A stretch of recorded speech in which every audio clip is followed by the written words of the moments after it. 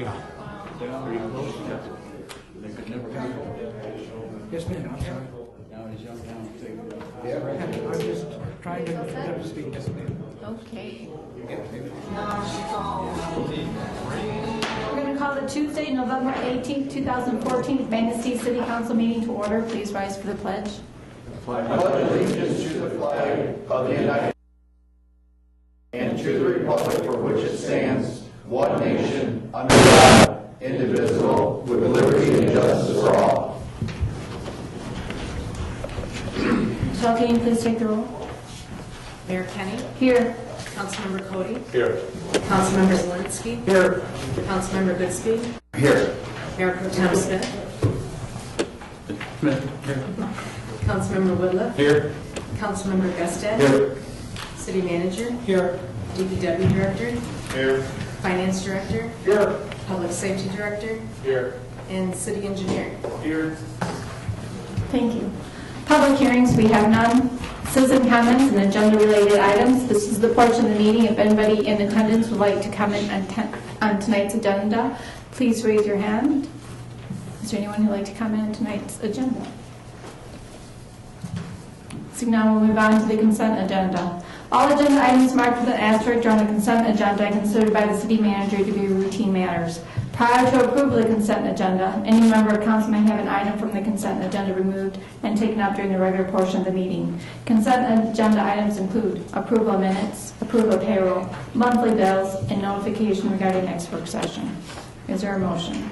I'll make the motion that we approve the consent agenda as presented. I'll second. I have a motion by Councilmember Cody, support by Councilmember Goodspeed to approve the consent agenda as presented. Is there any discussion? Tina, can you please take the roll? Councilmember Cody. Yes. Councilmember Zelensky. Yes. Councilmember Goodspeed. Yes. Mayor Pro Tem Smith. Yes. Councilmember Whitliff. Yes. Councilmember Gusted. Yes. And Mayor Kenny. Yes. Motion approved. Thank you. Unfinished business, we have none. New business. Consideration of authorizing the MDOT state trunk line maintenance contract. The city of Maintenance maintains a portion of US 31 that runs through the city limits under a contract with the Michigan Department of Transportation. The current contract expires September 30th, 2014. The new agreement under consideration would continue for 5 years through September 30th, 2019. The council must also designate someone as the maintenance superintendent who will supervise all work covered by the contract. Historically, that person has been the DPW director. The contract has been reviewed and approved by the city attorney. Is there a motion to authorize the execution of the contract? I'll make a motion that council take action to authorize the execution of the state trunk line maintenance contract with the Michigan Department of Transportation for the period of October 1st, 2014 through September 30th, 2019 by the mayor and the city clerk, and further designate the DPW Jeffrey Ricula as the maintenance supervisor for the city of Manistee. I'll second. I have a motion by Councilmember Gusted, support by Councilmember Goodspeed to approve the contract. Is there any discussion?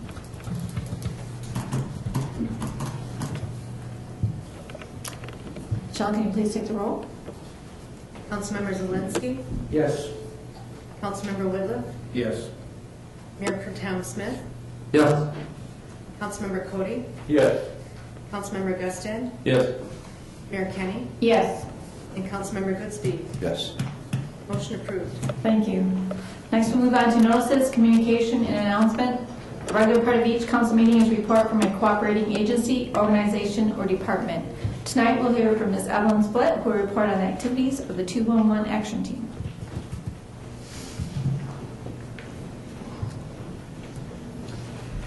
Does everyone have a packet that they can follow along with? Okay. Well, good evening. I am Evelyn Splitt, 211 Director for Manistee County, and tonight I will be giving you an update on the 211 activities here in our area. Please feel free to follow along using the packet that's provided. For some of you who may not know what 211 is, it is a toll-free telephone number that helps people in our community connect with free or reduced cost resources. It's very similar to 911, but it's for non-emergency situations. You'll notice on the front page of your packet, the maps, the coverage maps. As of February 2014, 211 serves over 285 million Americans, 91% of the entire population. 211 covers all 50 states, including Washington, D.C. and Puerto Rico. We have 39 states that enjoy 100% 211 coverage. Michigan 211 is reporting that the coverage is at about 99% across the state. The Grand Traverse region is currently opting out of the service, although the Michigan Public Service Commission and other accrediting agencies have approved 211 coverage for their area. Grand Traverse United Way went through a restructuring process, and their officials have formed a steering committee to help get the project back on track. They are using the model that we created here in Manistee County as a guideline for building support and managing the 211 service in their area. On page 2, you will see a list of the 211 Action Team members. These are the volunteers that help maintain the system in Manistee County. They are a group of highly trained individuals from various community disciplines. The Action Team continues the effort to promote 211 and connect people in need to people with solutions. At the bottom of the page, you'll notice our 211 budget.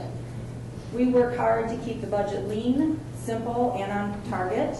It is a 24/7 program. It is county-wide, and we have the capacity to reach approximately 25,000 residents. The challenge for the 211 Action Team is very similar to other nonprofit organizations, and that is sustainable funding. In June of 2014, a grant proposal was submitted to Michigan 211 and the Consumers Energy Foundation, and later that month, we were awarded $14,069 from that grant. We actually received the highest grant per capita in the state of Michigan. On the next page is the 211 dashboard report, and this demonstrates some of the numbers for the past year. It shows the requests, our unmet needs, and the website hits that we have reported. The most requested services for Manistee County are housing and utility assistance. With the horrible weather that we experienced last year, the need for utility payments heavily outweighed the services that are actually available in Manistee County. On the next page, we have a flyer that we like to call Behind the Numbers. And these are 4 actual stories from Manistee County of successes that have come through the 211 system, and I'll let you read those at your convenience. You'll see the impact that we're making. All of the 211 calls are confidential, so when our call specialists are talking to a client, we ask whether or not we can share their story, and these are 4 that allowed us to share their story. And these are from the summer of 2014. In 2014, we've also been busy promoting the 211 service through various methods, including a brand new Facebook page and other media sources. The Facebook page helps us to reach more folks with program information, local disaster and severe weather notifications, along with other valuable resources. We can reach an unlimited number of residents efficiently as updates and services become available. Almost immediately, we can post that to the Facebook page. The Murder Mystery Dinner Theater has become the 211 signature fundraiser. This unique event brings together a myriad of partners and resources and has built strong collaborative relationships along the way. This year, the event was held at the Little River Casino Resort, and some of the challenges that we faced in the groundbreaking event of 2013 were addressed by moving the location. The volunteer group is meeting again in December to start planning the program, celebrate the successes of this past year, and address objectives for next year. The Action Team, in collaboration with the Regional Call Center, is also hosting interactive 211 workshops. And we encourage the City of Manistee, the staff, and City Council to participate in a workshop. The workshops are on-site, they are absolutely free, and we can address your questions and concerns about 211 and actually focus the meeting about what you would like to talk about or what you might want to learn about 211. The contact information to set up a workshop is on the last page of your brochure in the very last paragraph. And then the final 2 pages of the packet include a letter from Tom Page. He is the Executive Director of Michigan 211, and he talks about the connection of 211 and 911 and emergency relief. And then the very last page is our most recent guest column for the Manistee News Advocate. They both address the value of 211 and how important it is for every county to have this service. And Tom's letter really shows you the impact that 211 has made in southeastern Michigan during the flooding. So how can you help? Well, if you could plan to attend the National 211 Day, this is going to be held February 11th, 2015. We are in the planning process right now, and we'll have more details that we'll share with the community as everything develops. And also, if you are on Facebook, if you would like the 211 Facebook page and share our posts, we try to gather information from different organizations. Like, for instance, today we shared the Breakfast with Santa fundraiser that the Senior Center is hosting. So every time we get that information, we shoot it right back out and ask all of our friends to share that with different community members. So on behalf of the 211 Action Team, I want to thank you for the time this evening. And if you have any questions, I'd be happy to answer those. Well, I think you do a great job. It's much needed service in our community. We're very fortunate to have it, and I've attended the 2 times that you've had that in the street dinner. That is a lot of fun to go to and attend. I look forward to next year's. Well, thank you very much. We appreciate you coming too. We have a lot of fun putting it together. It's a lot of work, but it is a lot of fun. I have a quick question, Evelyn. Yes. Last year, and just had some conference calls earlier with consumers about this, but funding for utility assistance and such for the traditional areas, have they been replenished for this year? Are there going to be some issues, a shortage? Obviously, there's always shortages because we can't help everybody, but have both of those agencies been able to replenish some of their funding? October 1st, we had several agencies that received grant funding again. And as soon as we received grant funding, our call volume shot up by 50, just that fast. And then now that we're sharing all this information on Facebook, the shares across Facebook, the one time we shared within just an hour or so, we had 239 people that had viewed the information. So right now they have funding. We have several sources that have terrific programs. True North Community Services, they have a very large pot of funding and they serve multiple counties. Their restrictions and eligibility requirements are a little less than some of the other agencies. So those people that may be working full-time but still can't make it, they can apply for assistance through True North. And all that information, which is amazing to me, is included in the 211 database. And so many of these agencies are directly connected to 211 because now we're a statewide database. So any statewide program or national program is automatically put into the database, so our call specialists have the information right away. And what's great about that too is when we run out of funds, we also have the information, so we're not sending somebody to an agency and there's no money available for them. Thank you. You're welcome. Yeah. Comments? Anything else? Exactly. Thank you very much.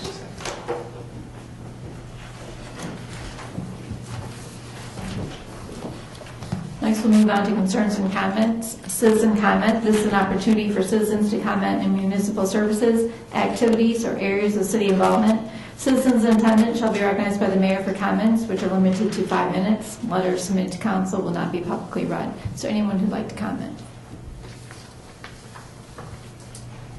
Now we'll move on to officials and staff. City Clerk, Nothing, Your Honor. City Manager. Just a couple of things, Your Honor. First, we are currently working on a report to City Council regarding assessing options. I had indicated to you last week that we were hoping to have that on the work session for December. I believe that's December 9th. I'm not exactly sure in front of me. We're going to try and get that on a little bit earlier than that. So the goal, we're going to push that up a week and try and have that presentation made to City Council at the first meeting in December. My thought process was that I'd like to have you to, if you need more time to have conversations regarding the different assessing options, I wanted to leave the work session open in case we needed some more time for council to ultimately provide direction for staff on moving forward with assessing. So want to let you know that that's being moved up in a time frame right now. If you have any questions, please feel free to give me a phone call. The assessing white paper, which was done in March 2011, I believe is in the Dropbox. I'll double check that in case anyone would like to go back and review that document that was prepared.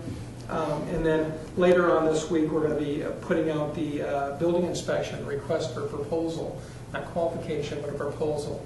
Been working on that for a while with the retirement of Mark Neeson, and we're working forward on that particular project. And we'll be bringing everything back to City Council at that point in time. Thank you.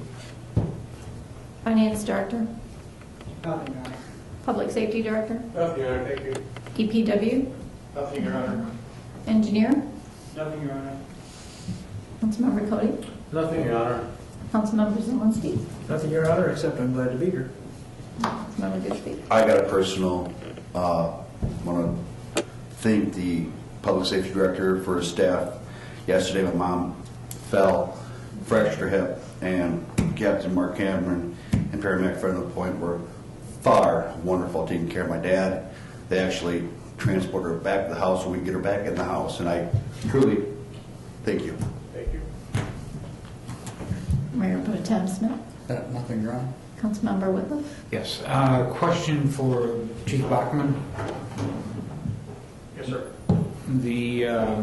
The situation at 1001 Kosciuszko Street, it's an ongoing blight issue. Tickets have been issued. It was issued a ticket this week. Okay. And then, What happens now is the court process starts out. He has to be complete not guilty, and then the court could ultimately order them to clean it up, or they could just pay a fine and the whole pot keeps going. They keep bringing them tickets. They got 7 more days to clean it up. They don't clean it up, we get another ticket. Eventually, got to get in front of a judge, and the judge will order them to clean up the blight. If they fail to do so after 30 days, then the judge could order the city to clean it up. It's about, realistically, from this point, if he fights it, probably a 5-month process.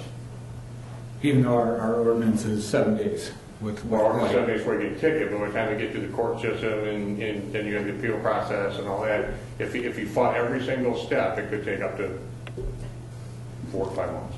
So he received, let me get this straight, he received another ticket? He received the ticket Saturday, I believe. Saturday? Okay. All right. So Okay. he's in non-compliance, and I know the Officer Frost done a really good job. And as I understand it, when you talked to him and gave him the ticket, he was very cooperative and understood the issue, and I just don't know if he got better, he get cleaned up. So I don't, the process is just slow. It takes time to get that stuff done. Because the way I understand is that he has some material on Morton's property also. Yes, and what? He has materials or his trailer on Morton's property? That may be, I'm not privy to all the individual details of that. Okay. You don't know where the pipeline goes through? Sure. Mhm. It may or it may be, I don't know the details of that. So that would be an issue for Morton's to take up with him then, correct? That'd be private property side, but Morton also could be cited for blight too. If that's the case, it's on Morton's property, we would give Morton the letter for blight, and Morton could go in and clean it up. Okay. The stuff that's on there. A lot of those little pieces just take a little time to put together. I mean, I got a phone call on one today. It's in foreclosure to the bank, and the bank's trying to take it, and they can't clean it up legally. So they, not even sure which property, they didn't get the call back yet, but they want me to put the brakes on the foreclosure proceeding because legally they're taking it over and they can't enforce it. They don't have the right to run the property yet, but they want to work with us. And there's another house that a lady I know, for instance, has received money from her deferred account to demolish the house. It's just taken her about a month longer than we had hoped. I know that she's been keeping us informed, But again, as much as we like to have that done in snap time, in order to get it done, sometimes it did take longer than we hoped, but we just have to stay on it. And I know the place didn't take our house down, but it's probably another month before it comes down. It doesn't really do me a lot of good to keep giving her tickets, although we could, if I know in fact she really is working hard, really had taken a loan out, really wants to get that house down, and is committed to doing it. I'm willing to give that process for her a little time to make that work. So all of those details. The house on Cherry Creek that burned, I know that he just got permission from his insurance company to demolish that house as well. So that's another ongoing piece of property that takes time. I think he wants to rebuild, but right now the cost of rebuilding it in its current condition far outweighs the cost of the insurance coverage. So they're going to demolish it and then make some decisions after that. So a lot of things to clean up too. So I think with Officer Frost working Blight, we probably have seen a significant increase in compliance, enforcement, and action taken. Certainly tickets. Well, excuse me, in the report that you sent out last week, I think it was, there's certainly a number of blight issues out there, and some have been corrected.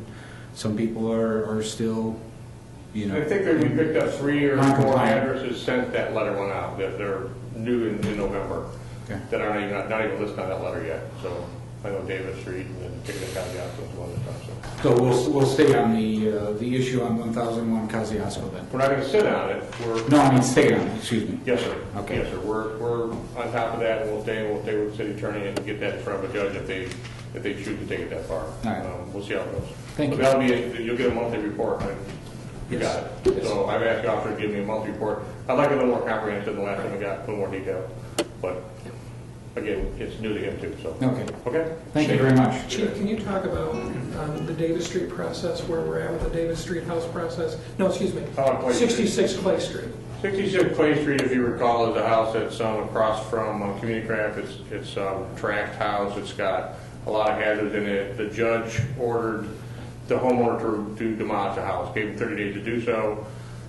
He had defaulted on that, had not got it done. The next step for us is we're going back to the court, ask the judge to issue a notice to appear and explain why he didn't get the house taken down. And if he did fail to show for that, we would expect the court to give us a court order for us to remove the home. And then we absorb the cost, which is going to be about 10 grand Right. or so to clean that property up. This is a house, if you recall, that is totally trashed. It's got 5 100-pound propane tanks sitting in the house. It's got a lot of oxygen tanks in there. It's got no gas. It's got electricity running to it. It's kind of a hoarder's house. It's a house that, if you recall, I sent an email out that the firefighters are not allowed to fight the fire in it. They're only allowed to do perimeter control and take care of hazards to the north and south, east and west. They can't go on the property and fight that fire for fear of hazards to the firefighters themselves getting hurt. So we'll protect exposures outside of that if it burns. So that's kind of where we're at. So that, George Saylor actually asked for a court date. Probably had that within 30 days. So we may get an order to take that down in January. And when that funding becomes available through City Council to actually take that down, then becomes the next step, where that $10,000 comes from and how quickly we can get a contract to get that done. Thank you very much. Thank you. Councilmember Gutston. Happy Thanksgiving to everybody next week. That's all I have. I have nothing, so I'll take a motion to adjourn. I'll make that motion. Any adjournment? I'll second it. All 30.